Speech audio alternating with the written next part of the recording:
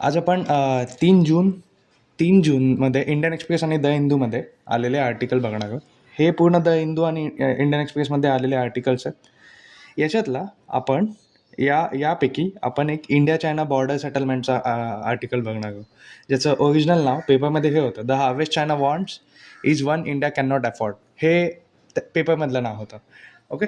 पण या आर्टिकलमध्ये एक्झॅक्टली दिलं काय, या आर्टिकलमध्ये एक्झॅक्टली दिलेलं काय आहे, तर जे काही इंडिया चायनाचे बॉर्डर डिस्प्यूट्स आहेत ते सॉल्व कसे केले पाहिजे त्या गोष्टी दिलेल्या आहेत. म्हणजे एक चायनाचा अप्रोच दिला आहे, एक इंडियाचा अप्रोच दिला आहे, आणि त्यापैकी कोणता चांगला अप्रोच आहे आपल्यासाठी इंडियासाठी तो त्यांनी दिलेला आहे. ओके. तर बघा आर्टिकलमध्ये काय दिलेलं आहे. आर्टिकलमध्ये बेसिक आयडिया हीच दिलेली आहे की चायनाने एक प्रपोजल दिला आहे की अर्ली हार्वेस्ट सेटलमेंट.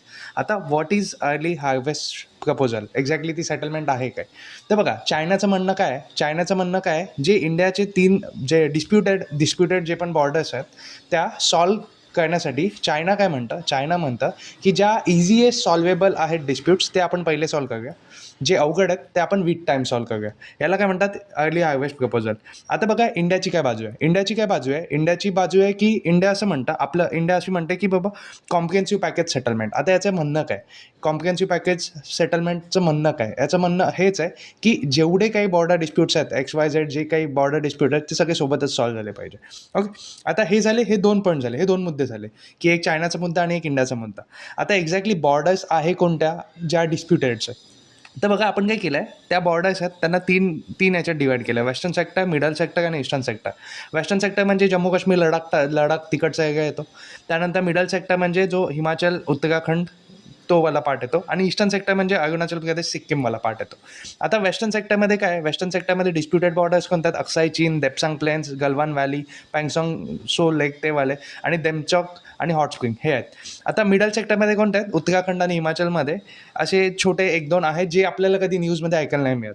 पण जे ईस्टर्न सेक्टरमध्ये तवांग आहे, त्यानंतर नथुला, डोकलाम, या सगळ्या गोष्टी आहेत. बघा इथे हा जो मॅप आहे याच्यामध्ये त्या सगळ्या गोष्टी दिलेल्या आहेत. आता या सगळ्या बॉर्डर्स आहेत, आता या सगळ्या बॉर्डर आहेत, पण याच्यात बघा लक्षात काय ठेवायचं आहे, लक्षात हे ठेवायचं आहे जे आपल्याला आन्सर लिहायला मदत करेल. वेस्टर्न सेक्टर आहे, वेस्टर्न सेक्टरमध्ये ज्या काही बॉर्डर आहेत त्या मोस्ट सेन्सिटिव्ह आहे, मिडल सेक्टरमध्ये लिस्ट डिस्प्युटेड आहे, ईस्टर्न सेक्टरमध्ये हायली स्ट्रॅटेजिक आहे. ओके. हे झालं. आता यात एक इम्पॉर्टंट आहे, जे 2005चा ॲग्रीमेंट आहे, agreement on political parameters and guiding principle 2005. याच्यात सांगितलं होतं की बाबा पॉलिटिकल अंडरस्टँडिंग पहिली स्टेप आहे, त्यानंतर फ्रेमवर्क फॉर सेटलमेंट आहे, त्यानंतर बाउंड्री डिलिमिटेशन आहे आणि बाउंड्री डिमार्केशन आहे. या 4 स्टेप्स आहेत, या 4 स्टेप फॉलो करायच्या बॉर्डर डिस्प्यूट सॉल्व करण्यासाठी. पण आता चायना काय करते, चायना डिरेक्टली बॉर्डर डिमार्केशनवरती जातं. ओके. आता बघा सिक्कीम आणि डोकलाम हे स्ट्रॅटेजिक पॉईंट आहेत. आता स्ट्रॅटेजिक पॉईंट काय येतात, बिकॉज तिथे आहे